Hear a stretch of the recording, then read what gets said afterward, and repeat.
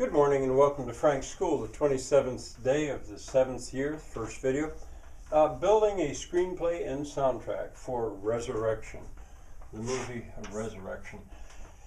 Moving on with this, and I probably will for a number of days. For one thing, the weather. As long as the weather's like this, although it may get better, it's so hard to go out there and actually do the work. So, this kind of works. Hey, I'm going to erase stuff as I go. Something I wanted to say in the last video, I couldn't come up with the word subtitles. That's what it was. When I was justifying or explaining why I want the movie to be wordless, it was because, I explained it already. But anyway, I didn't want there to be, say, English and then subtitles going along in any of hundreds of languages. No, I can hit all 5,000 known human languages by just having no words at all, just singing. A playlist has begun. I began a second playlist. I did a playlist about 3 years ago, 29 videos long, in which I described the need for a movie like I'm describing now, and roughing it out and all that. It's there. It's called Resurrection the Movie, I think. This playlist is only about 4 videos long now. I'm calling it The Making of Resurrection. Once it occurred to me, or was explained to me, that right here would be a place to do a rough, the movie maybe, but I think of it also as potentially a rough draft. When you write something, I don't know anything about making movies or film, really nothing.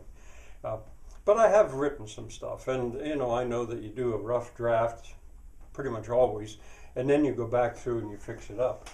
Well, in a way, I wouldn't be surprised if I do come up with help of friends with at least a rough draft of this movie. As I've argued elsewhere, I really think it's needed. The soundtrack, as I've described it so far, is built up from musical quotations, quoting very famous, or at least famous, and in the public domain, tunes and music. But I should say, or the equivalent. I mean, I could imagine a composer who was really ambitious and very good and hardworking to say, hey, I can do that. I'll compose an original soundtrack. Fine, go for it. That would be lovely. But in the meantime, I'm working with stuff I know. The overture, I actually began it yesterday. There's snow everywhere. It was fresh snow, and it was a clear day with bright sun. I was blinded. I could barely even see the camera as I tried to take pictures. But anyway, I took about 90 or 100 pictures outside to put together as a slideshow to be a rough draft of the overture. Maybe the overture, I don't know. And one of the things that became apparent to me eventually was that it was too long. I don't want to have an overture that long because it would have the effect of being too powerful, I think. These words, destruction, desolation, dispiritedness, I'm making that word up. Gloom, I'm looking for just the right word. But I want that overture to present that because what's seen will be resurrected. It'll be reversed by the end of the movie. This is about resurrection, not destruction. And I'm still working on finding just the right word. But in any case, I realized that the overture, if it was as long as I'd imagined, the whole first movement of Christlagen Todesbanden, I think people would say, hey, I'm not watching that. That's too dreary. That's too hopeless. It was too long. So I realized that. Probably it'll just be the part of instruments in that until the voices begin. Now, let's see. Here. Act 1 I'm not worried about. I mean, it'll take a lot of doing, but I have a pretty clear idea. Act 4 and 5, I also have a pretty clear idea about two together with the coda and the credits. So here is the problem right now that I see. Oh, and I wanted to say that the dance at the end of Much Ado About Nothing, I just wanted to throw that in there because there'll be a dance. Now that's at the very end of the movie and or play. In my case, the dance wouldn't be there. And okay, now let's see. In these, there's a lot to do. That's just to get it started. But in Act 2 and Act 3, I've got to deal with the work itself has to begin of resurrecting this village. It doesn't just happen here by snapping your fingers and whoop, everything's new. The work has to begin. The characters will discover what they have available individually, because each one of them has his or her domain, and there'll be that going on. The blending of themes as the characters work together in the musical score. That would be lovely if it can be done. And the characters working together too. I'll go into that more later, I think. Now by the time we get to Act 3, and I don't know exactly where the division will be, the fair has to be dealt with. I mean, these people have to exchange goods. They can't. They have to have something to eat, and so going down to the fair, and I'm trying to do this wordless and ideally without money. How do you do that? Well, you got a plan.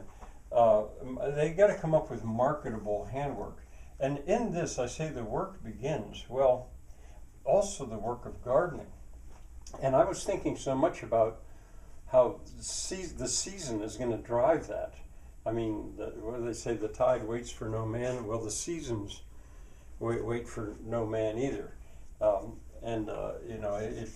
some point it'll be clear whether this rough draft can be done in 1 year, or is it going to take 2 years to pull it off? I don't know. So the gardening, I thought a good bit about that. And then marketable handwork. Well, these characters are all skilled in one way or another. And I want to have them come up with handwork that is marketable at the fair. Now the work has to become overwhelming, the gardening, and a return to the fair. Well, I explained this. I explained that before. I don't have to go into that right now. But in addition to this, I'd stop thinking about it. But the construction itself of the village, the abandoned village. It's got to be built, to be believable. And at least 9 of the folk huts, I call them, of the 36 folk huts that I've actually begun, and that is in reality, I've begun about 36 folk huts. Well, for the purpose of this movie, at least 9 of them really need to be finished. Now, I'm not that worried about that, to tell you the truth, because I can build them pretty fast. If I had help, I still say if everything were ready, 2 guys could build one in 2 days. They'd work hard. But anyway, so that can be done. So I'm not so worried about that, but that has to be done in here too. So how do I fit all this in here? Well, it had dawned on me that time-lapse, I think that's what you call it, time-lapse photography might come to my rescue. Instead of telling the whole story just through time-lapse, as long as I could keep it from just end up looking funny or somehow. Oh, because, one other thing here I'll say before I quit, is that this part is where the documentary is. In a way, this movie is a documentary in disguise. There are oodles of documentaries out there about better ways to build, better ways to live, better ways to garden. And people are interviewed, they talk about it, cameras go in and they film it and they show it and they teach, yes. But this one is the sky, and here's where that would occur. Building these folk huts is, I'm convinced, a better way, and a very possible way. And the gardening that goes with it, with the living roofs and all. But this by itself could end up just being like a documentary, but it's being disguised in this dramatic movie with these various characters. All right, that's enough for today.